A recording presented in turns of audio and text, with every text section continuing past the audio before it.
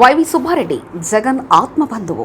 2019 సంవత్సరం నుంచి 2024 సంవత్సరం వరకు జగన్ ముఖ్యమంత్రిగా పెద్దగా ఇబ్బందులు పడకుండానే అద్భుతంగా పాలన సాగించారంటే సలహాదారులు జగన్ నమ్మిన వ్యక్తులు ఎల్లవేళలా అందుబాటులో ఉండడంతో పాటు అండగా నిలవడం కారణమని చెప్పవచ్చు.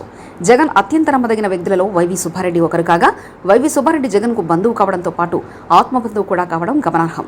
ఎవరైనా జగన్పై విమర్శలు చేస్తే వైవి సుబ్బారెడ్డి అస్సలు ఊరుకోరు. వైవి సుబ్బారెడ్డి మాజీ సీఎం వైఎస్ రాజశేఖర్కి తోడలుడు కాగా, జగన్కు వైవి సుబ్బారెడ్డి వరుసకు బాబాయ్ అవుతారు. వైవి సుబ్బారెడ్డి 2014 సంవత్సరంలో వైసీపీ నుంచి ఒంగోలు ఎంపీ అభ్యర్థిగా పోటీ చేసి విజయం సాధించడం జరిగింది. వైవి సుబ్బారెడ్డి టీటీడీ చైర్మన్గా 2 సార్లు పనిచేశారు. ఆ సమయంలో సుబ్బారెడ్డిపై కొన్ని విమర్శలు వచ్చినా జగన్ మాత్రం ఆ విమర్శలు పట్టించుకోలేదు. ప్రస్తుతం వైవి సుబ్బారెడ్డి రాజ్యసభ ఎంపీగా ఉన్నారు. అటు షర్మిల కానీ ఇటు కూటమి నేతలు కానీ జగన్పై విమర్శలు చేస్తే వైవి సుబ్బారెడ్డి తనదైన శైలిలో జవాబులిస్తున్నారు. 2024 వైసీపీ విజయం సాధించి అధికారంలోకి వస్తుందని, ప్రమాణ స్వీకారం డే టు టైం ఇవేనంటూ వైవి సుబ్బారెడ్డి చేసిన కామెంట్లు సోషల్ మీడియా వేదికగా వైరల్ అవుతున్నాయి. జగన్పై ఈగ కూడా వాళ్ళనివ్వని నేతగా వైవి సుబ్బారెడ్డి మంచి పేరును సొంతం చేసుకున్నారు.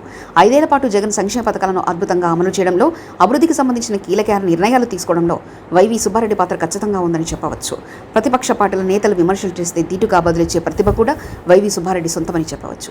కాంగ్రెస్ చేసిన మోసాన్ని ప్రజలు మర్చిపోలేరని, వివేక హత్య వెనుక ఎవరున్నారో కోర్టులు తెలుస్తాయని వైవి సుబ్బారెడ్డి షర్మిలను టార్గెట్ చేస్తున్న కామెంట్లు సైతం సోషల్ మీడియా వేదికగా హాట్ టాపిక్గా మారాయి.